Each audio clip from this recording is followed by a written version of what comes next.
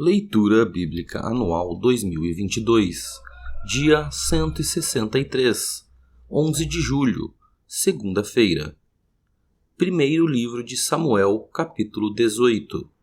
Depois de Davi ter falado com Saul, a alma de Jonatas se ligou com a de Davi numa profunda amizade, e Jonatas o amou como a sua própria alma. Naquele dia, Saul reteve Davi e não permitiu que ele voltasse para a casa de seu pai. Jonatas e Davi fizeram uma aliança, porque Jonatas o amava como a sua própria alma. Jonatas tirou a capa que vestia e a deu a Davi. Deu também a sua armadura, inclusive a espada, o arco e o cinto. Davi saía aonde quer que Saul o enviava e tinha êxito, de modo que Saul o pôs sobre tropas do seu exército. E Davi era estimado por todo o povo e até pelos próprios servos de Saul. E aconteceu que, quando eles estavam voltando para casa, depois de Davi ter matado o filisteu, as mulheres de todas as cidades de Israel saíram ao encontro do rei Saul, cantando e dançando, com tamborins, com alegria e com instrumentos musicais. As mulheres se alegravam e, cantando alternadamente, diziam: Saul matou os seus milhares, porém Davi os seus 10 milhares. Saul se indignou muito, pois estas palavras lhe desagradaram em extremo. Ele disse: Para Davi elas deram 10 milhares, para mim apenas milhares. Na verdade, o que lhe falta, a não ser o reino? Daquele dia em diante, Saul não via Davi com bons olhos. No dia seguinte, um espírito mau, vindo da parte de Deus, se apossou de Saul, que teve uma crise de raiva em sua casa. Davi, como nos outros dias, dedilhava a harpa. Saul, porém, tinha na mão uma lança, que ele atirou pensando assim: encravarei Davi na parede. Porém, Davi se desviou dele por 2 vezes. Saul tinha medo de Davi, porque o Senhor estava com este e tinha abandonado Saul. Por isso, Saul o afastou de si e o pôs por chefe de 1000. Davi fazia saídas e entradas militares diante do povo. Davi tinha êxito em todos os seus empreendimentos, pois o Senhor estava com ele. Vendo que Davi tinha êxito, Saul ficou com medo dele. Porém, todo Israel e Judá amavam Davi, porque fazia saídas e entradas militares diante deles. Saul disse a Davi: Aqui está Merabe, a minha filha mais velha. Eu a darei a você em casamento, com a condição de que você seja um filho valente e trave as batalhas do Senhor. Porque Saul pensava assim: não seja contra ele a minha mão, e sim a dos filisteus. Mas Davi respondeu a Saul: Quem sou eu, e quem são os meus parentes, a família de meu pai em Israel, para que eu seja genro do rei? Mas aconteceu que, na época em que Merabe, filha de Saul, devia ser dada em casamento a Davi, foi dada por mulher a Adriel, meolatita. Mas Mical, a outra filha de Saul, amava Davi. Contaram isso a Saul e isso agradou a ele. Saul pensava assim: eu a darei em casamento a Davi, para que ela lhe sirva de armadilha e para que a mão dos filisteus venha a ser contra ele. Por isso Saul disse a Davi: com esta segunda você será hoje o meu genro. Saul ordenou que os seus servos falassem confidencialmente com Davi, dizendo: o rei tem afeição por você, e todos os servos dele amam você. Sendo assim, concorde em ser genro do rei. Os servos de Saul falaram estas palavras a Davi, o qual respondeu: vocês acham que é pouca coisa ser genro do rei, sendo eu um homem pobre e sem importância? Os servos de Saul lhe contaram isto, dizendo: estas foram as palavras que Davi falou. Então Saul ordenou que dissessem a Davi: o rei não deseja dote algum, mas 100 prepúcios de filisteus, como vingança contra os seus inimigos, porque Saul tentava fazer com que Davi fosse morto pelos filisteus. Quando os servos de Saul relataram estas palavras a Davi, este gostou da ideia de vir a ser genro do rei. Antes de vencido o prazo, Davi se levantou e partiu com os seus homens, e mataram 200 filisteus. Trouxe os seus prepúcios e os entregou todos ao rei, para que assim se tornasse seu genro. Então Saul lhe deu a sua filha Mical em casamento. Saul viu e reconheceu que o Senhor estava com Davi, e Mical, filha de Davi, o amava. Então Saul ficou com mais medo ainda de Davi e continuamente foi seu inimigo. Cada vez que os chefes dos filisteus saíam à batalha, Davi obtinha mais êxito do que todos os servos de Saul, e assim o nome de Davi se tornou muito estimado. Primeiro livro de Samuel, capítulo 19. Saul falou a seu filho Jonatas e a todos os servos sobre matar Davi, mas Jonatas, filho de Saul, era muito afeiçoado a Davi. Por isso, Jonatas revelou esse plano a Davi, dizendo: meu pai, Saul, quer matar você. Tenha cuidado amanhã cedo. Fique num lugar oculto e esconda-se. Eu sairei e estarei ao lado de meu pai no campo onde você estiver. Falarei com meu pai a respeito de você. Se eu descobrir alguma coisa, contarei a você. Então Jonatas falou bem de Davi a Saul, seu pai, e lhe disse: que o rei não peque contra o seu servo Davi, porque ele não pecou contra você. Pelo contrário, o que ele tem feito é muito bom para você. Arriscando a sua vida, ele matou o filisteu e o Senhor efetuou grande livramento a todo Israel. Você mesmo viu isso e ficou contente. Por que, então, você pecaria contra sangue inocente, matando Davi sem motivo? Saul atendeu a voz de Jonatas e jurou: tão certo como vive o Senhor, ele não morrerá. Jonatas chamou Davi, contou-lhe todas estas palavras e o levou a Saul. E Davi esteve diante de Saul como antes. E tornou a haver guerra. Davi lutou contra os filisteus e os feriu com grande derrota, e eles fugiram dele. E o espírito mau, enviado da parte do Senhor, veio sobre Saul. Ele estava sentado em sua casa, com a sua lança na mão, enquanto Davi dedilhava a harpa. Saul tentou encravar Davi na parede, porém ele se desviou e a lança foi se encravar na parede. Então Davi fugiu e escapou. Porém, naquela mesma noite, Saul mandou mensageiros à casa de Davi, que o vigiassem, para ele o matar pela manhã. Porém Mical, a mulher de Davi, o avisou: se não fugir esta noite, amanhã você estará morto. Então Mical desceu Davi por uma janela, e ele se foi, fugiu e escapou. Mical pegou um ídolo do lar e o deitou na cama, pôs um tecido de pelos de cabra sobre a cabeça do ídolo e o cobriu com um manto. Quando Saul enviou mensageiros para prender Davi, Mical disse: ele está doente. Então Saul mandou mensageiros que fossem ver Davi, dizendo: tragam Davi mesmo que esteja na cama, para que eu o mate. Quando os mensageiros entraram, eis que na cama estava apenas o ídolo do lar com o tecido de pelos de cabra ao redor da cabeça. Então Saul disse a Mical: por que você me enganou assim e deixou o meu inimigo escapar? Mical respondeu: porque ele me disse: deixe-me ir, senão eu mato você. Assim, Davi fugiu e escapou, e foi até onde Samuel estava, em Ramá. E lhe contou tudo o que Saul lhe havia feito. Então se retiraram, ele e Samuel, e ficaram na casa dos profetas. Saul ficou sabendo que Davi estava na casa dos profetas, em Ramá. Então Saul enviou mensageiros para trazerem Davi. Quando viram um grupo de profetas profetizando, liderados por Samuel, o Espírito de Deus veio sobre os mensageiros de Saul, e também eles profetizaram. Quando soube disso, Saul enviou outros mensageiros, e também estes profetizaram. Então Saul enviou um terceiro grupo de mensageiros, os quais também profetizaram. Então o próprio Saul foi a Ramá. Quando chegou ao poço grande, na cidade de Seco, perguntou: onde estão Samuel e Davi? Responderam: eis que estão na casa dos profetas, em Ramá. Então Saul foi para a casa dos profetas, em Ramá. E o mesmo Espírito de Deus veio sobre ele, que, caminhando, profetizava até chegar à casa dos profetas, em Ramá. Também ele despiu a sua túnica e profetizou diante de Samuel. E, sem a túnica, ficou deitado no chão todo aquele dia e toda aquela noite. Por isso se diz: está também Saul entre os profetas?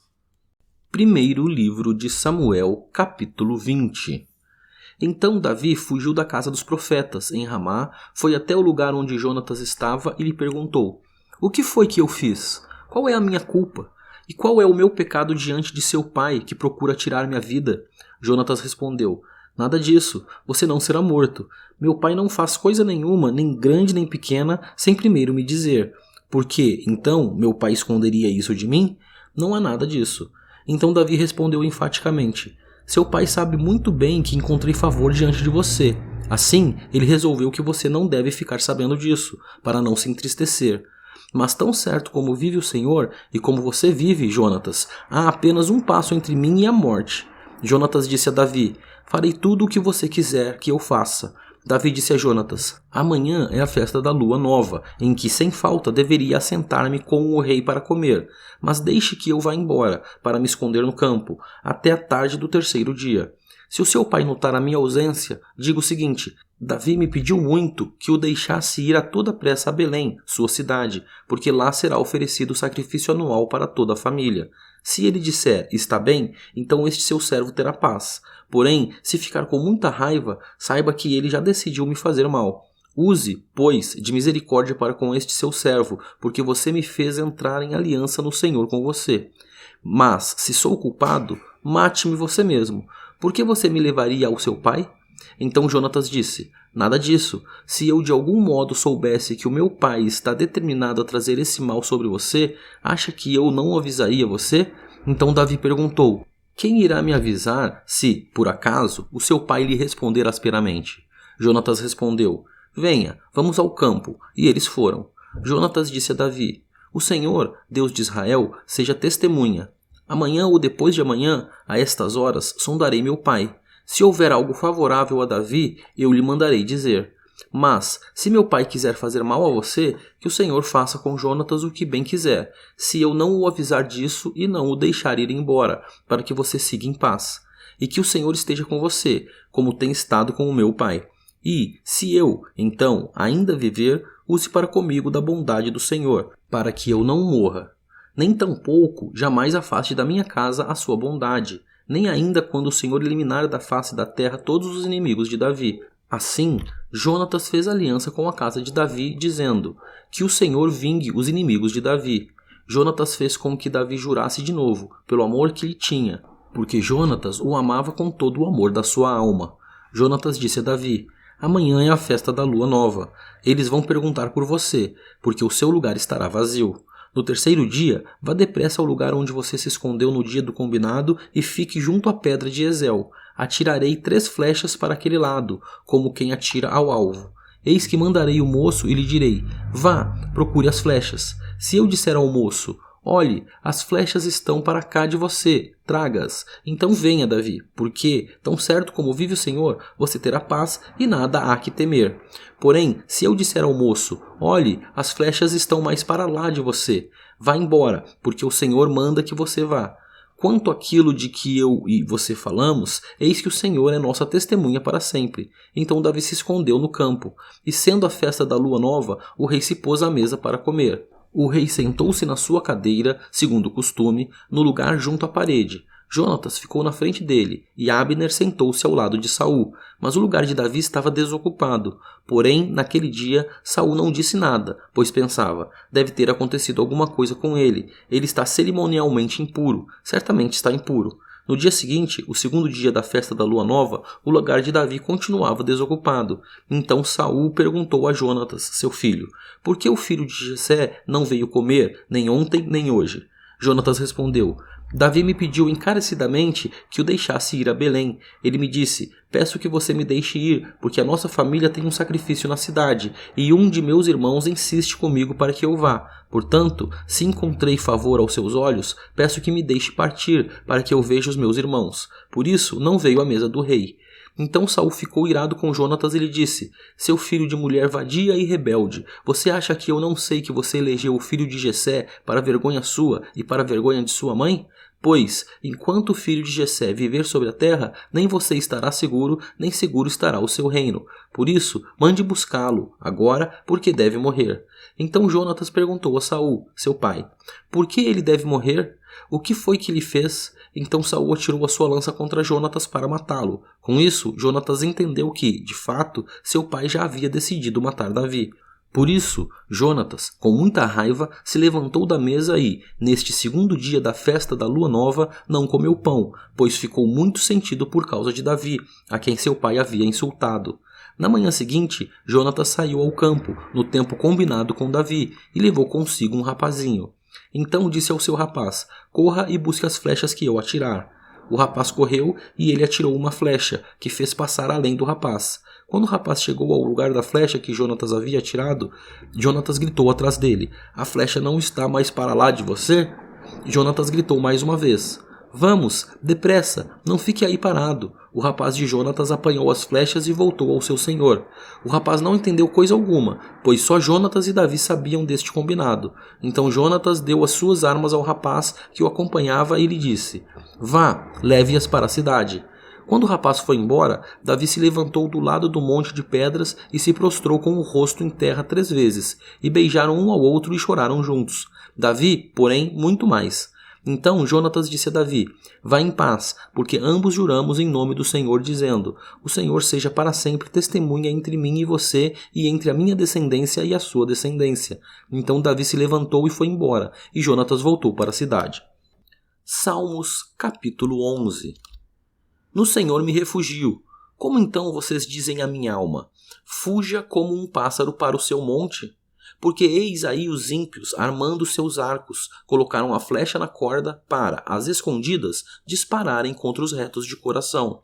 Ora, se forem destruídos os fundamentos, que poderá fazer o justo? O Senhor está no seu santo templo, nos céus o Senhor tem o seu trono. Os seus olhos estão atentos, as suas pálpebras sondam os filhos dos homens. O Senhor põe à prova o justo e o ímpio, mas ele abomina o que ama a violência. Fará chover sobre os perversos brasas de fogo e enxofre, e vento abrasador será a parte do cálice deles. Por ser justo, o Senhor ama a justiça, os retos lhe contemplarão a face. Salmos capítulo 59. Livra-me, Deus meu, dos meus inimigos. Põe-me fora do alcance dos meus adversários. Livra-me dos que praticam a iniquidade e salva-me dos homens sanguinários. Pois eis que armam ciladas a minha alma. Contra mim se reúnem os fortes, sem que eu tenha cometido qualquer transgressão ou pecado, ó Senhor. Sem culpa minha, eles se apressam para me atacar. Desperta, vem ao meu encontro e vê. Tu, Senhor, Deus dos exércitos, és o Deus de Israel. Desperta, pois, e castiga todas as nações. Não te compadeças de nenhum dos que traiçoeiramente praticam a iniquidade. Ao anoitecer, uivam como cães à volta da cidade. Proferem ameaças, em seus lábios há espadas, pois dizem, quem vai ouvir? Mas tu, Senhor, vais rir deles, zombarás de todas as nações. Em ti, força minha, esperarei, pois Deus é meu alto refúgio. Meu Deus virá ao meu encontro com a sua misericórdia. Deus me fará ver a derrota dos meus inimigos. Não os mates, para que o meu povo não se esqueça. Dispersa-os pelo teu poder e abate-os, ó Senhor, escudo nosso.